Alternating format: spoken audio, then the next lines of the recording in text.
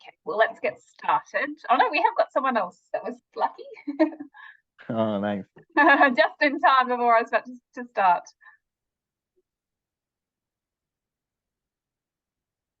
Welcome, Banujan. Hope I'm pronouncing your name correctly too. Welcome to the webinar tonight. I can see that Banujan's in the same, studying a PhD in the same faculty as you, Banu, so I'm not sure if you'll come across each other. Hello. Hello. Good evening, Elizabeth. Good evening. Welcome. Whereabouts are you based, Banujan? Are you here on the Gold Coast, or are you somewhere else? I'm in the Gold Coast, so I'm staying in Eleonora. Okay, yeah, lovely. Yeah.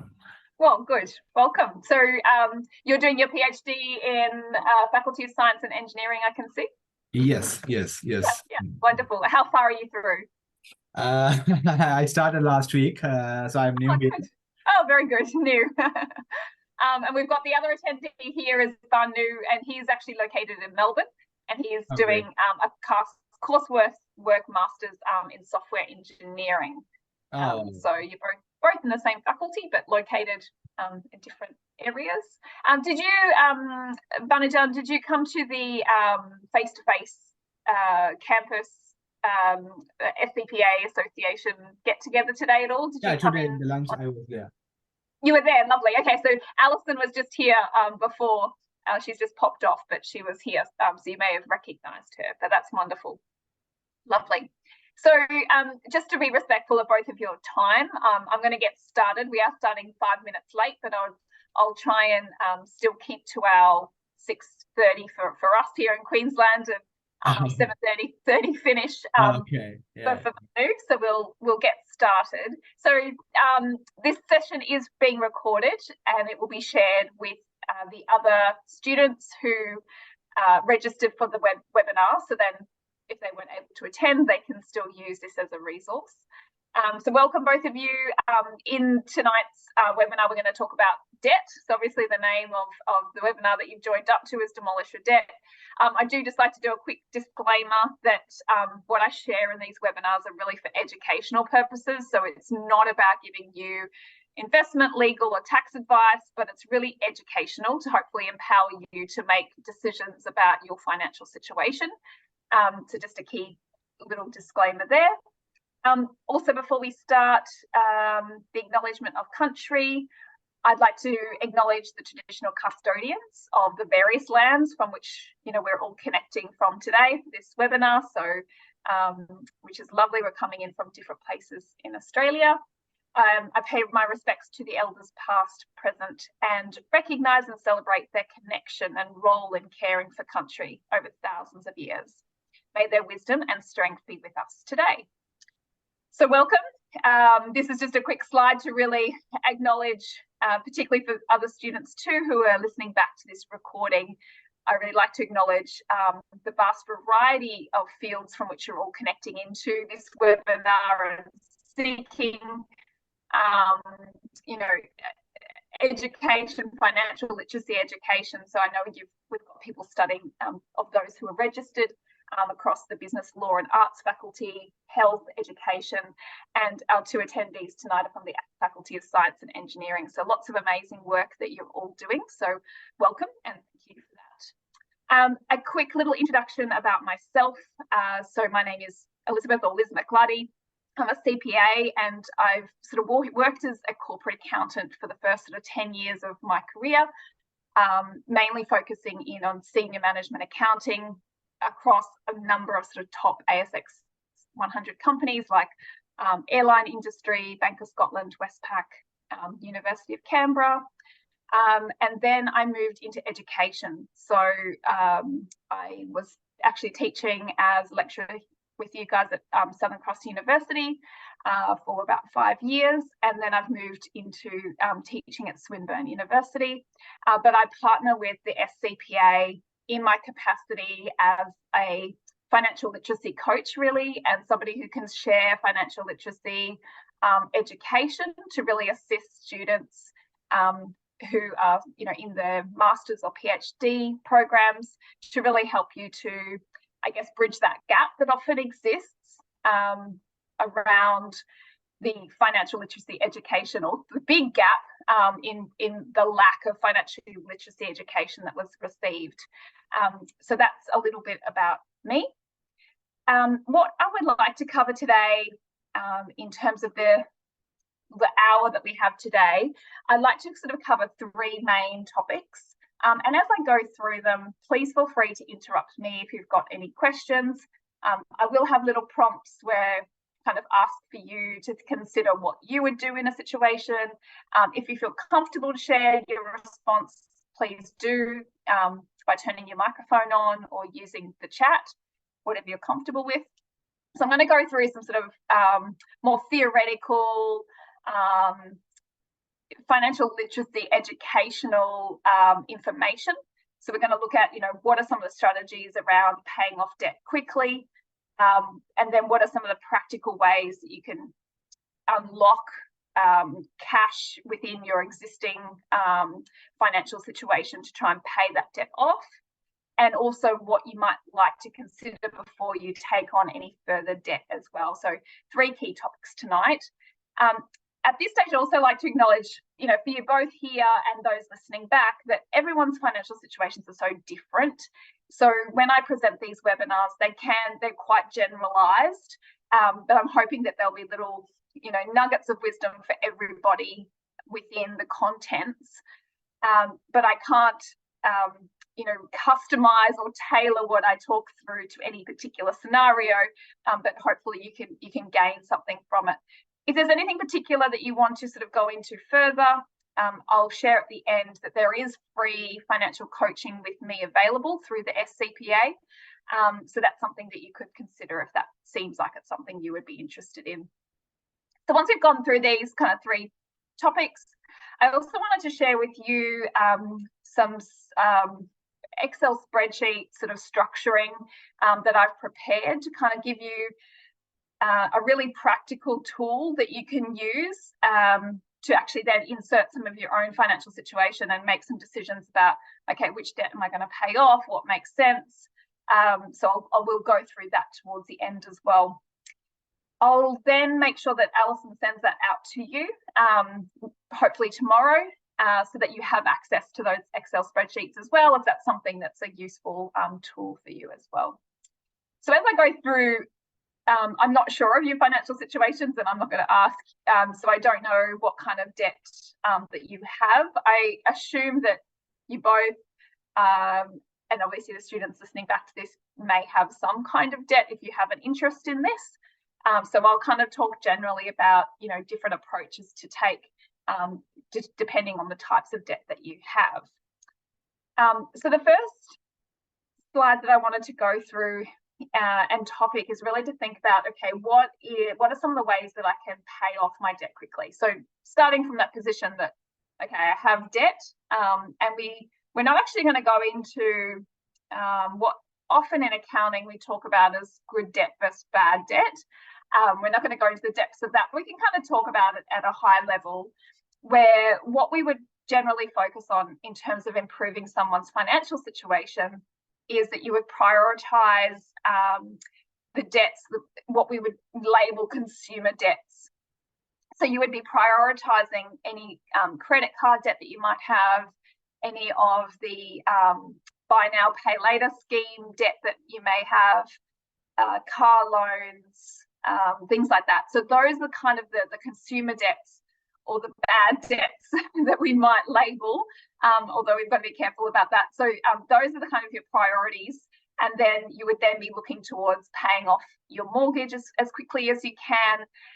And then often people may have questions about HECS debt as well, if you have access to that to fund your studies. I actually did a webinar specifically on HECS debt earlier in the year, so that will be available through the scpa YouTube channel, so please access that. But here what I'm really focusing on is if you have consumer debt, we really want to make sure that we're paying that off as quickly as we can, and because it's very costly, both financially but also in a mental health perspective as well. It can be particularly stressful for an individual, but also for families. So really important that we can pay that off quickly. So what I've got on the slide here is, and you may have come across these or heard of these before, but it's kind of a good way to kind of think. A lot of people just get stuck in the fact of they've got so many debts to pay off and they can't stay on top of it, and they just don't know if they're making progress. They don't know what to do. So this is a really good space to just consider, okay, what are my options?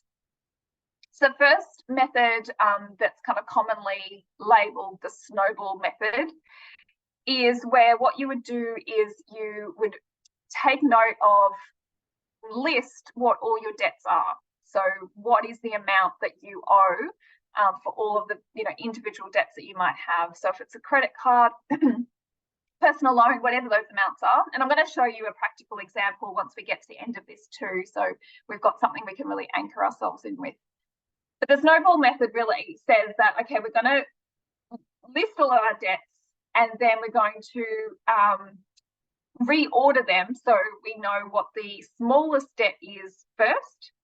So the balance, the amount that we owe, we'll reorder them and filter them from smallest to largest. So we're going to, obviously with all of this, we would pay our minimum payment that we have to pay. So we're not incurring any additional charges.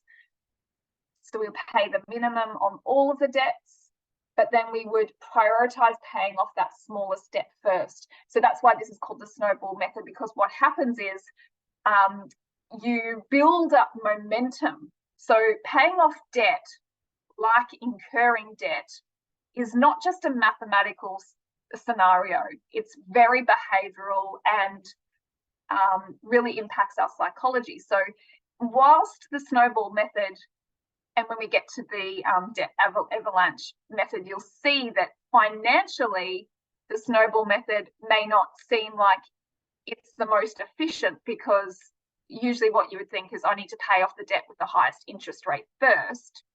But what this one does, so if you're somebody who finds it's difficult to motivate yourself and you feel like you're just not getting ahead, then this snowball method may be useful, because what you'll start to see quite quickly is you'll start to knock debts off, and you can actually get rid of them, as opposed to taking longer. So it's really good if you get distracted or you just can't stay motivated. The snowball method can be quite helpful, and that's essentially what you can see on the side. So it's a quick payoff, quick wins, can really boost your confidence, because you might have, say, $100 owing on, maybe it's a medical bill or something that you just haven't paid. You can quickly get rid of that, because you've chosen to prioritize the smallest first and work your way through, and then you'll build up some really great momentum. So that's one possible approach to demolishing your debt. The second is, as I've just mentioned earlier, is this idea of debt avalanche. So rather than ranking your debts from smallest to largest in terms of the balance it's owing, you'll rank your debts based on the interest rate. So you'll rank it from highest interest rate to lowest, which means any excess money that you have, you would put towards paying off that debt that has the highest interest rate. So obviously, mathematically, that makes sense, because you're going to be paying the least amount of interest possible. But it can be challenging, because sometimes it could be that debt with the largest interest rate is quite large, and you still feel like you're never getting there. You're never paying it off. But once you pay that debt off, and that high interest rate debt off, you can actually feel like, because you'll pay off a big debt, can really boost the feeling of success and being in control. So a lot of the choice around the approach that you take requires a fair level of self-awareness and thinking about your personalities and behaviours and what suits you. Obviously, if you're managing your money as a family or in a couple, you need to be considering and choosing the methods that suit the both of you, and talk about what would be the best method for you to both work together and feel like you're accomplishing, demolishing your debt. The last method that I've got here is debt consolidation. So this is where you actually just put all your debts together into a single account, and you'll negotiate with a credit provider for a rate. So you'll have one lump sum, one rate, and it just allows you to have one focus, really, and you would just be chipping away and channeling any extra cash that you have into paying that debt off. So the key is really to make sure you're structuring this to motivate yourself, because the longer you have that debt, the more costly it is, and the longer it takes for you to build wealth in other areas of your life, because this is kind of holding you back. So as soon as you get these debts out of the way, it frees up so much extra money for you to be building wealth and doing other things to really increase your financial well-being. There are other methods which you can read about or come across. I just came across one today, which was called the anger method. So if you've got debts, perhaps with, you might have borrowed money off a family member or whatever it might be, and it makes you angry that you owe that person money. This is the idea anyway. That might be your method of allocating, like, you're right, okay, this debt just makes me angry or frustrated. I want to pay that one off first. The key is really to have a plan and to choose what is the method that suits your situation scenario, but you've got to then stick to that plan and track it so you keep motivated, and you don't then accumulate any other debt. And that's the key as well. So what I wanted to really make sure was quite clear here too is, one is to come up with the idea of, how do I pay off my current debt? What's my plan for that? So that's how am I going to react to my situation that I'm in? But at the same time, it's really important to think about, what can I do to ensure that I don't get into debt again? So it's those preventative measures. And the key, the most effective action to take there is to build up an emergency fund, so that you're not having to then access credit to pay for things that you didn't plan for. And that emergency fund should really be used just in those emergency situations, and like some of the expenses that you might have incurred to build up the debt, that's probably another factor that you might want to look through as well, and consider, what was it about those decisions, what are some of the behaviours that I need to possibly change, and even some of the values that I'm holding around material items or whatever it might be, and looking at ways to help yourself, so to prevent yourself from getting into that situation again. And we'll chat about that a little bit more in a minute. So hopefully that's quite clear to the both of you, that I don't know if you've heard of any of these methods before. You may have. They're quite straightforward. And what I just got in this next slide was really just to kind of, check in with you to see what you're thinking. So what I've got is a scenario. So imagining that you've got the following debts to pay off. So I've got a car loan, a medical bill, credit card, and a home loan. And just interested to, if you want to use your mic or the chat, just to let me know, in terms of what you're thinking. There's obviously no wrong or right answer here, but what would you think for you would be the best approach to take? So that A is the debt snowball. So taking the smallest debt first. Debt avalanche is looking, okay, what's the greatest interest rate? Or here we've got the actual payments per week, so we would be looking at the largest payment per week. Or would you consolidate your debt? So, Banajan, you've taken your mic off. What are you thinking? Yeah. So, what about the interest rate of these things? Sorry. Well, so that's what we haven't got here, but we could probably imagine that. Let's just say that there's a correlation between the payment, the weekly payment, and the interest rate. So we could say that the greatest payment has the greatest interest rate, just for the sake of the exercise. So we would be looking at that. So yeah. In case if these things are having a kind of a equal interest rate, so I would go for the snowball method. If okay. not, maybe I will go for this debt avalanche, so that the highest interest rate, I can just okay. Yeah, good. So and so do you feel like that you would be motivated, like knowing that you had chosen the method that numerically was the most effective? So I think that's what you're saying too, because if you're aware that there are different interest rates, that you would want to be paying the least amount as possible. Okay, that's good. And does any of this translate? I don't want you to share any personal information, but does any of this help you in your situation? Are you working through managing your own situation? Yeah. Okay. It helps a lot. Okay, cool. Okay, good. So yeah, and that's certainly a great approach. And what I would also sort of look at here as well is that greatest, the largest debt that they've got listed here is a home loan.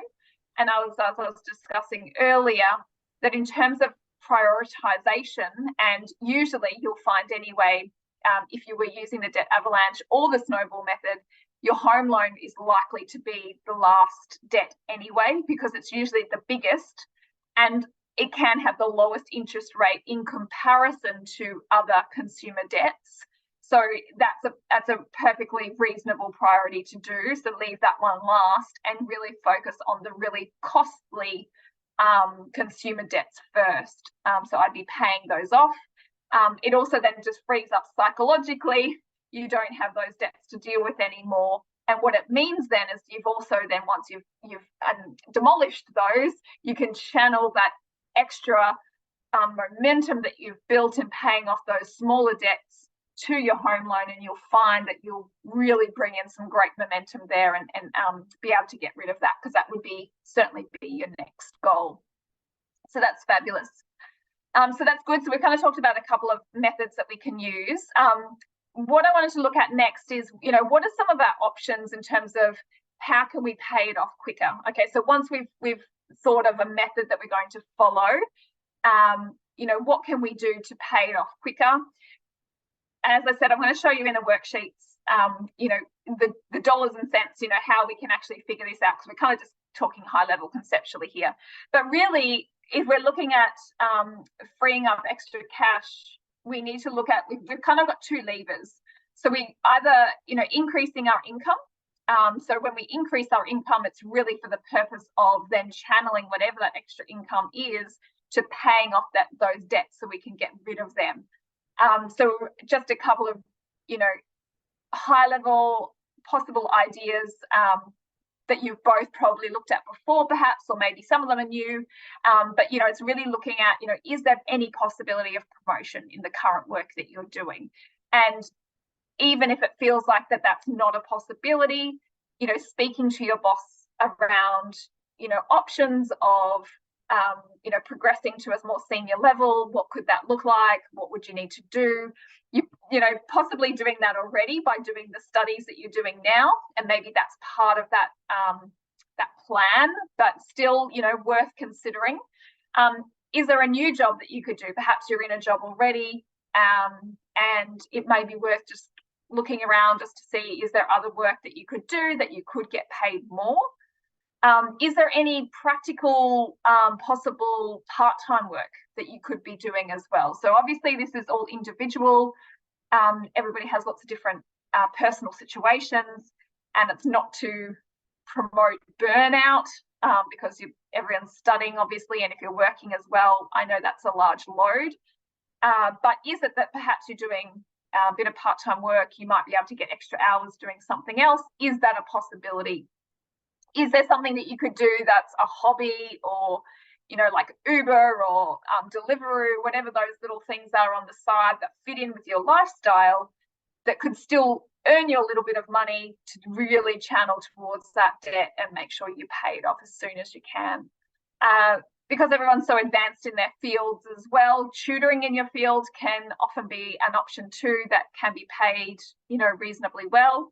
Is it about, connecting with the university and seeing, is there any marking or tutoring work in your particular faculties that could be available that could work out? So checking in with any of your lecturers or course conveners, that can be a really good option as well. Depending again on personal circumstances, is it that you have a home and you've got spare rooms and you're kind of in that home share situation, if you don't have kids or what have you, that maybe that's a possibility to then, simply have extra money coming in for that room being rented out. Along those same lines, is it that maybe you have a garage or a parking space that you don't use, and, if you're in the city or somewhere where that's in demand, you could also rent that parking space or garage out as well. So it's really just trying to think through, okay, what are some of the other options of things that I could do that I'm comfortable with? We can also look to, so they're kind of like income earning possibilities, but then we can look at also freeing up extra cash in our existing situation. So it could be looking at the assets that you have that you don't actually use. So is there an unused car or personal items? You know, everyone loves a good garage sale, but that can be a great way to, you know, do a spring clean, but also then, you know, get a good bit of extra cash together to then put straight towards that debt as well. So yeah, so they're just some really, you know, sort of straightforward ideas in terms of what you can do to get some extra income to channel towards that debt. The other side of the equation, obviously, or our other lever, is about our expenses. So looking at what is it that we're currently doing and spending that we may be able to change to then free up cash to then, you know, channel towards that debt. So is there anything, well, the first one that I've got here is also always looking at, is there any possibility about renegotiating the rates on the current debt that you have? So is it that you could, you know, refinance any of it to a lower rate? That's always, you know, a possibility. And then looking at all of your ongoing expenses in your day-to-day life. So I definitely recommend at least yearly to do that. So looking at all of your ongoing, you know, electricity accounts, internet, everything that has, you kind of get locked into a plan. So they love doing that to us. So then we just, you know, don't even question it as the bills go up and the rates go up. But once a year, if you can sort of dedicate, you know, usually a month, it takes a while to work through all of them. But to go back and look and, you know, can I get a cheaper rate on any of those, you know, insurances, electricity, whatever it might be, to do that shop around. And when you're coming to, you know, looking at your budget or your expenses, really, if you've got quite a lot of consumer debt, it's just for a season, identifying that there are some discretionary items that you're just not going to spend money on. So you've got to have that laser focus to say, right, this debt is not healthy, it's not helping me financially, or with my, you know, emotional, mental well-being, I've got to get rid of it. So it may be the fact that you just say that, okay, for a period of time, for 6 months, I will choose not to eat out or whatever it might be, because I'm really going to focus on getting this debt paid off. So it's just for a season. It's not to say that you can never have those things ever again, but just acknowledge that I need to work on this. And when sort of things come up that you want to buy, you know, asking yourself, is this in my money plan? Is this in my budget? Did I budget for this? And if it isn't in your budget, then you really need to say, well, if I'm going to buy it, what am I giving up, you know, in order to buy this thing? So you really need to make sure that you're not overspending, and that's how you can kind of check in. And also just considering, you know, what are some of the habits that you might have that are either supporting you to pay off your debt or aren't. So doing that little bit of an audit in terms of, you know, what are the times or what are the things that I do that I kind of are overspending on, and that I can, but that's really personal and customized, but really, really useful and powerful. You'll find there's lots that we can all unlock. And even just setting boundaries around some of our expenditure. So it might be that some of us just go to the grocery store and we just buy whatever we feel like for dinner. Whereas if we actually, and I say to my own kids, if we go to the shops, we're going to spend money. So the less you go to the shops, the less you're going to spend money. So if you can do, you know, even change the frequency in terms of when you shop and set yourself a boundary. Say, right, I'm only going to spend X amount of money. You get out the cash. You really, you know, don't, even if you get to the till and it's rung up and it's too much, or you take things off because you want to stick to your boundaries. So yeah, some options there get you thinking around, you know, how can I unlock capability in my financial situation to get rid of this debt? Okay, so then moving on to looking at, so my question here, and I'm going to show you the financial tool that I'll share with you via email. So what I've got here is, you know, how many of us use a cash flow management tool like this? So anybody who completed my financial wellbeing webinars, I held back in October. So that was a 3-part series. I'm hoping that all of those people who are listening back would say, yes, I use it now, which would be wonderful. But interested with both of you, Banajan and Banu, do either of you, do you make a budget? Do you run a budget? How do you sort of decide how much you're going to spend on things? No, I haven't actually done any of this. Like, Okay, yep. until now, but I think I need to do this. Okay, good, because I'm going to give you a tool to help you, and you'll find it much easier. Banajan, have you done any budgeting? Actually, I don't have budgeting, but I have used the Excel sheet to just to enter my expenditures, but not like this much of sophisticated one. I haven't tried it yet, but better if you provide, it will be grateful for us. Okay, good, wonderful, excited. Okay, good. So this is wonderful. So yes, you both benefit hugely from having, and if it's not what I share with you, at least hopefully seeing what I do, it might just give you that sense of, wow, yes, I need something like this. And you might customize it and do it slightly differently, or you might find an app that really works for you, but just seeing all the figures all in one place, and then you being able to actually be more in control and decide, right, how much am I going to spend on things? Yeah, I think that you'll really get a lot from that. So before we move to that, I'll just come to the final sort of section, which is really about preventing further debt. So whilst we're looking at, okay, how do we manage the debt that we currently have, and we want to pay that off as quickly as possible and align a strategy to our that will motivate us, you know, based on our personality and behaviours and situations. That's really, really important. We'll look at, you know, what income and expense sort of power do we have to sort of channel that money towards our debt. It's really important to also then look at and consider making sure we're taking steps to prevent further debt. So we can get stuck in that debt cycle if we don't always also take steps to ensure that we don't go back to that stage. So whilst it can sometimes feel counterintuitive, whilst we're wanting to channel money towards paying off our debts, it's also great financial hygiene to be also channeling money to building up an emergency fund. So that emergency fund, typically at sort of like a high level, there would be guidance around what amount that would be.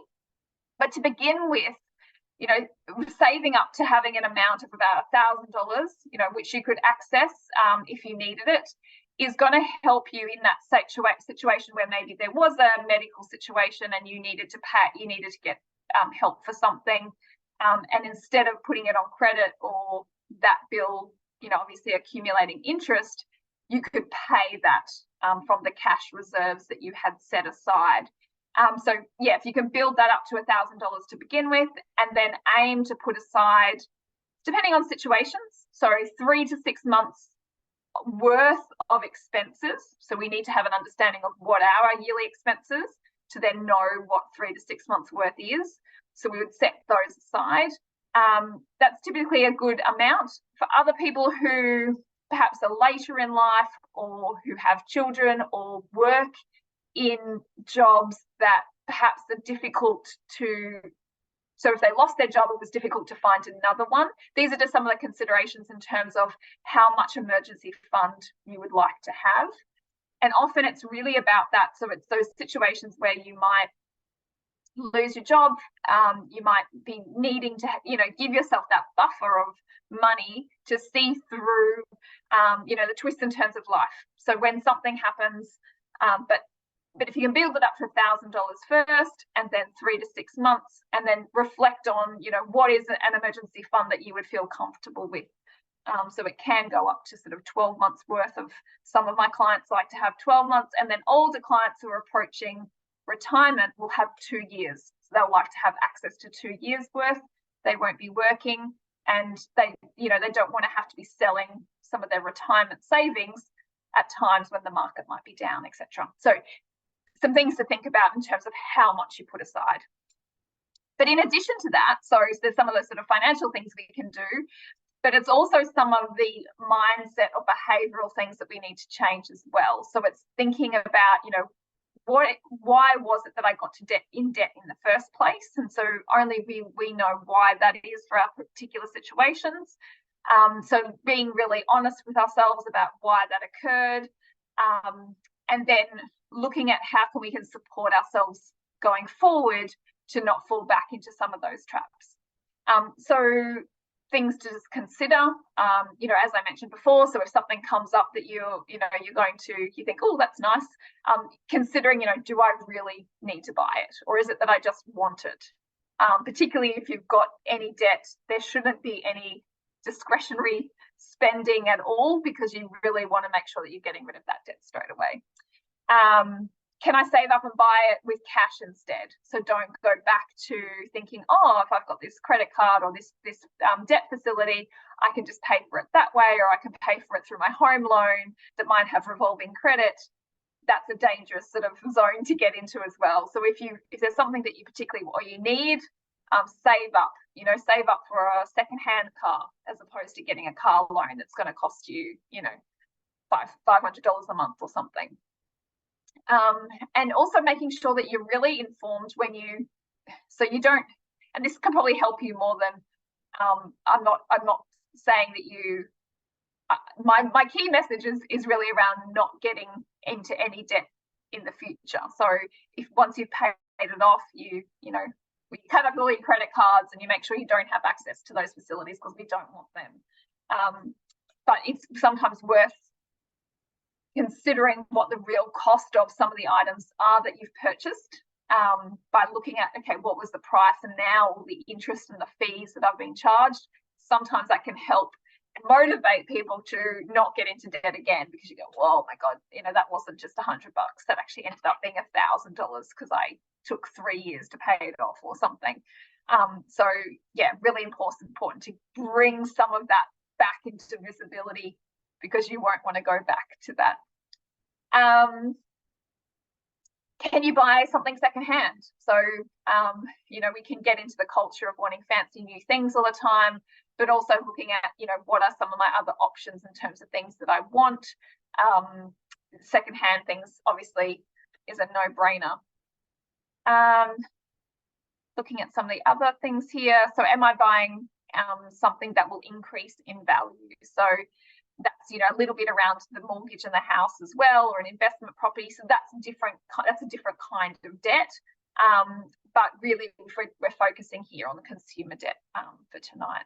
So, okay, so that's kind of covered the key parts of the webinar. Now, what I'd like to do is just share with you the worksheets, and I'm hoping that, can you now see my Excel file that says looking forward on it? If anyone can let me know. Yeah, we can see. Yeah, you can see that? Okay, good. Yeah. So it's just on my other screen, so I'm going to slightly be looking across at it. So is it tiny, or can you kind of follow? Is it? I am able to follow. So you can see it? Okay, good. All right. So this is so as I mentioned before, I did a 3-part financial wellbeing series where we kind of, and I'm going to send out these whole worksheets together. And essentially what we did was we worked through the beginning sort of tabs of these, like getting an idea of where you are currently financially, so you could actually use some of this as well if you wanted to, just to give you a bit of background. So you can sort of, in one place, without it being vulnerable on the internet somewhere and on an app or in your internet banking. I personally like to have it in Excel because it's not at risk in terms of the information, but that's just me. And I love Excel because I'm an accountant. So, but some people don't like it, so that's fine. But if you've got something that can give you this same information, fabulous. But what you want is to be able to have a snapshot of your financial situation. So know what all your debts are, know what are all the things that you own, so you've got a full snapshot of what your situation is.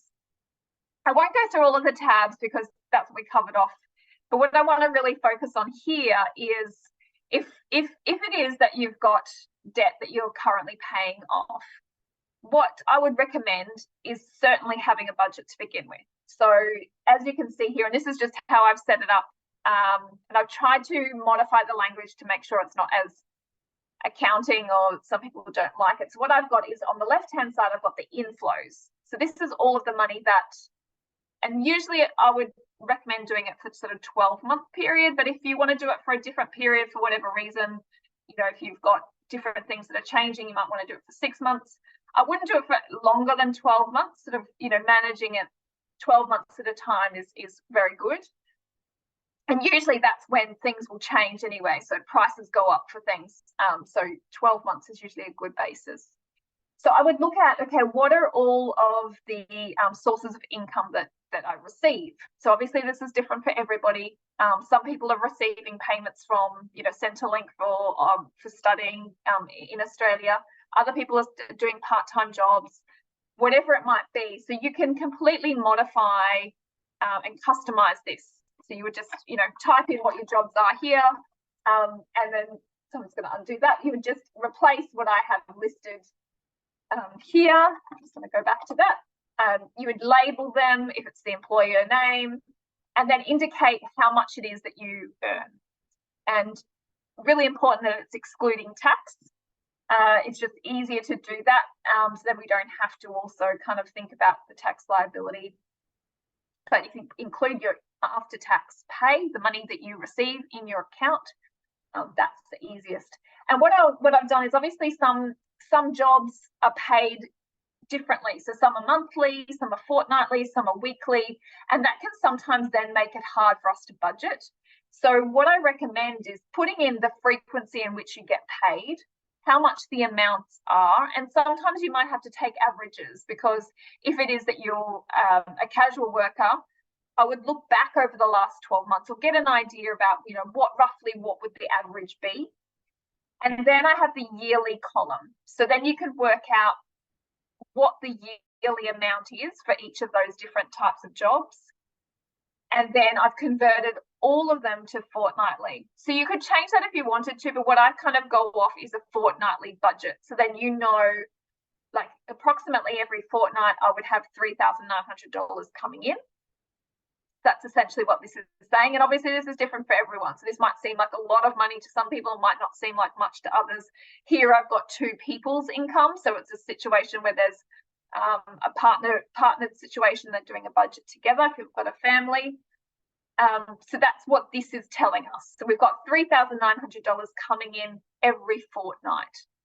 So obviously that can be different if you've got varied income, and you would need to manage that, but at least this gives us, you know, that high level information. And then we look to the other side. So on our right hand side, we've got all our outflows, all our expenses. And this is, I've got them separated into two kind of categories. So one is our non-discretionary. So things that you can't do without. So, and essentially that's a roof over your head, you've got to have electricity, and you've got to have food. For some people, that's medication. And I know for us now, you know, internet and mobiles are pretty essential. I've also included here the debt payments. So these are the minimum payments that you have for any of the debts that you have. So if you need to add rows, you can, you know, you select them, right click, insert a row, and you can add and modify all of this, you know, to obviously customize it for yourself. But here you would be working out, so if you pay rent, you change that to rent and then indicate how much rent you pay each week. These formulas just run off. So if it's weekly, I've multiplied it manually by 52. If it's fortnightly, if it's fortnightly, it's going to be, where's our fortnightly? So our fortnightly is obviously multiplied by 26, and monthly is multiplied by 12. So we then can work out what the yearly total is of all of those discretionary spending. So this is what, you know, if you don't have a budget at the moment and you're really going to have to go off at first I would run through this kind of with a high level estimate. So your rent or your mortgage, you'll know, and that doesn't change. Your car insurance, your car rego, you'll know, and they're set amounts. Same with your internet and mobile phone, because you're likely to be on a plan. Your debt repayments will have a set amount as well, so you will know. The groceries and eating out, now this is where you would estimate, okay, so generally in a week I might spend, whatever it might be, and you pop those figures in there. And then I would continue on to do the discretionary spending, because what you're kind of first wanting to get an idea of is, okay, where is my money going and how much do I have left over? Do I have any left over to channel towards paying off this debt, So, and then you can play around with the figures too and start to, have a look. Because at the moment, what we've got, if we look at our totals down the bottom, so this is our net inflow or outflow. It's a positive, so it means that we've got money left over at the moment. So at a yearly level, with the figures that we've got in here as the example, we've got $6,860 that's available to us in a given year, based on these assumptions. So that means $264 we could be paying towards our debt each fortnight, in addition to what our minimum payments are. And that's when you can then say, okay, I've got extra $264 each fortnight, depending on the strategy that you want to use for your debt. So if it was the avalanche method, so you would choose the debt that has the highest interest rate, you would pay off the minimum of all of your debts and then set up a payment to that debt that has the highest interest rate of this amount every fortnight. So you could get that debt really working its way off. What I would also, as I discussed before, is that if it's also that you're wanting to, so this might be called debt prevention. So you would want your emergency fund, and you might then have a weekly amount that you want to put aside, because if you haven't got an emergency fund to start with, you might want to build that up. So even if it's $10 a week, maybe we make it $20, because then that means, okay, in the next 12 months, I'm going to be able to save up to that 1,000. So that's going to be one of my priorities. And as you can see, as because I've not included all of those, we need to make sure that when we do add any cells, that all of our summing works. That just made me think of that then. So we're still on track though. So if we've got our emergency fund, we want to build that up. We've still got $69 that we could add towards another debt. So we can insert, I'm just going to make sure my formatting. So you've got your credit card payment, you've got your car loan, and you might say that, okay, my credit card is the highest interest rate. So I'm going to do credit card extra payment. And this is when you almost create like what they call a zero-based budget, because we're going to have this equal zero.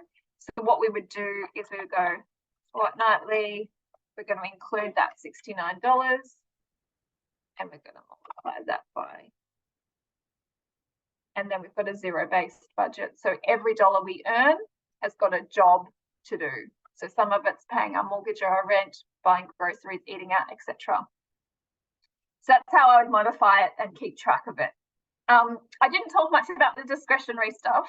So this is really where you would be listing things like, so if you've got Netflix subscriptions, any other phone apps or any other subscriptions, always a really good option for looking at unlocking capability in our financial lives. And as I was saying, just to remind ourselves that it may just be for a season, just for a period of time where we're paying off our debt, that you're choosing not to spend on those things. So it's not to, then that's probably really to help some of the psychology around this too, because you can feel like during the time when you're paying off your debt, you're really not, able to spend money on extras, but you will be able to once it's paid off, and the relief of having it paid off will certainly be worth it.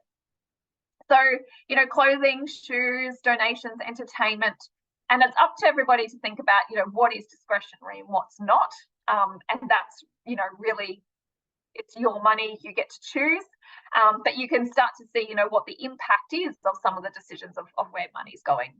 But obviously, if you've got other things you need to add in, if you have children and education costs and whatever it is, you can just add in the lines. So hopefully that helps, you know, give you a structure that you can work with to look at. And then what I would encourage, like in some of the earlier slides, I was saying, you know, what are some of our options? This is where we can look at, okay, so what if I could earn, you know, in that second job, if I did maybe an extra hour or two, if that's possible, and I earned, you know, an extra $50 a week, that gives me $100 a fortnight that I can then channel towards one of my debts. Or if it's not possible, you could be looking at, okay, what could I do? So my groceries, that's $500 a week. That's, you know, depending on everyone's situations, you might have a massive family, whatever it might be, but maybe you think, okay, that I think I could bring that down to 400. Then that frees up $200 a fortnight that you can channel towards your debt. So this is where your eye is looking to here to kind of understand and see where, you know, what is the impact of changing some of these costs and what you're spending. And then you would be picking that up and adding it to, you know, your debt payments or your emergency fund. If you want to build that up quicker, you can certainly channel that money towards that as well. Do either of you have any questions about the spreadsheet? Does that seem usable? What's your thoughts? It is pretty cool. I'm actually I should have done it early. So, but your one, it makes me more perfect since I am new here because I came OC last week. Actually, I'm from Sri Lanka. So I have some more debts in Sri Lanka. So because I need to come here and Okay. again to here plan all of my expenditures and the inflows and outflows. So I think it should be perfect fit for me. Maybe I might need few of the changes, which I will look into that by my own. So since I'm in computer science, I can able to like fix this one fine.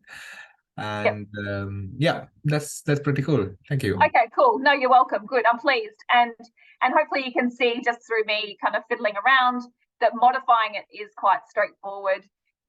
It's more probably the time consuming bit is getting the initial information. So, you know, digging up, okay, what is because what I haven't got here is like electricity or water costs or rates if you own your home, whatever it might be.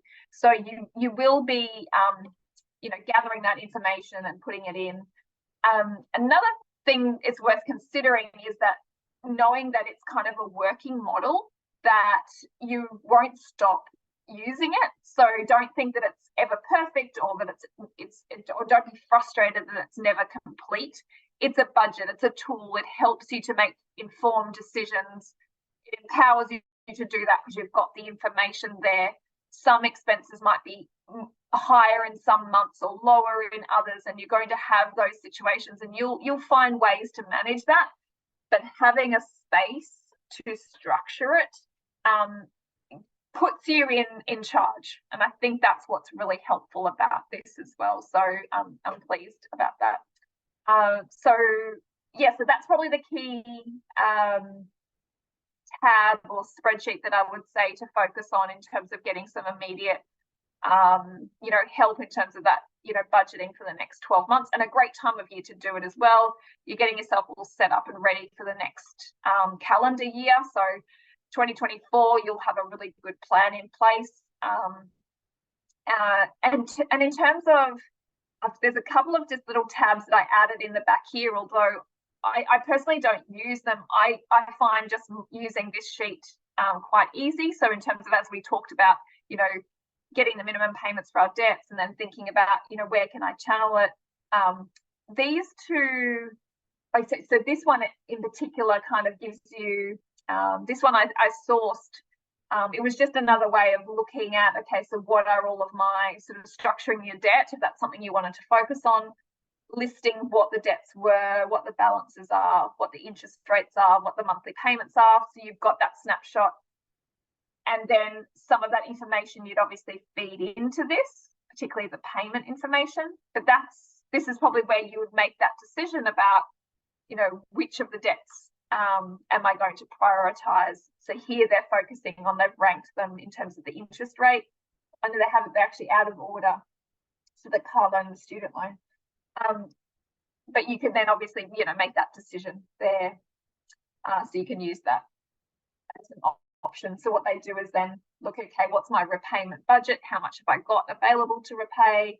So it just goes into a little bit more detail, gives you a breakdown of what the debts are, and then the two sort of strategies that they've got, the highest interest rate first, or the avalanche method, or the lowest balance first, your snowball method, and kind of calculates what the new payment would be.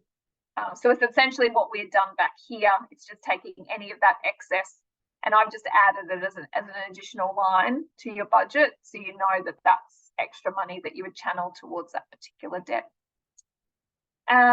Great. So that it's kind of bringing us to the end of the webinar. What I'll do is just quickly share back with you the slides. And this is just the final sort of slides, sort of, you know, again, noting probably while you are motivated to come to this and to listen back to the recording, if that's what you're doing, is just knowing that, you know, keeping debt at a manageable level is important for both your financial but also mental well-being and health. So it's really important. I'm really pleased that both of you came tonight, and for others who are listening back, that you're prioritizing this, because it is really important. And as you can see with the tool that I've just shared, that spreadsheet, that you can just approach it, you know, really in a really straightforward manner, and just having that structure already will start to make you feel much more in control, where debt can often make us feel out of control and stressed. Structuring it simply, straightforward, have somewhere that you can go to see, you know, what decisions you're going to make, and the impact of them can be really helpful. So I hope that's the case for all of you. Just like a final communication just here, just again, just noting that we do have the financial coaching that's available to students. So this is for the postgraduate students only. So it's a one-on-one session with me virtually that are, you know, really tailored to support your circumstances and goals. So it's, you know, if you're wanting help with the budgeting, or you've got, you know, debt that you're wanting to work off, or if you've got particular financial goals that you just want to talk through. I have a diploma in financial counselling as well, so can talk to both the emotional, mental health side, but also the accounting background as well. So if that's something that's interesting or feel of value to you, you can contact the helpline at SCPA, and they'll look at booking a session in. I also just like to let everyone know that you can also become a member of the SCPA, so it's free. But what it does do is this gives you early access and notifications to workshops like this. They do run a lot of workshops on all sorts of topics throughout the year, so it's really good to sign up to be a member. It's really just about being notified early and having that access to all the materials, so that can be really useful. So that's the end of the webinar tonight. So I hope it's been helpful for both of you. Thank you both for coming and attending. It was really nice to meet you. Yes, thank you, Elizabeth. Yep, you're very welcome. Useful and wonderful presentation. I'm very pleased. Thank you. Thank you, Elizabeth. So it's really Yep. cool. I gained a few more things by today's one. Thank you very much. That's great. No, you're welcome. So I'll let Alison send out the email with the Excel spreadsheets to all of those who've registered. So look out for that tomorrow. And yeah, really looking forward to hearing if you have some success using it. And I wish you all the best with your studies too. So really, really thrilled with the areas that you're studying and the great work that you're both doing. So thanks again for that. And I hope you have a lovely evening. Okay, thank you. Thank you. Good evening. Bye-bye. Bye-bye. Bye. Bye.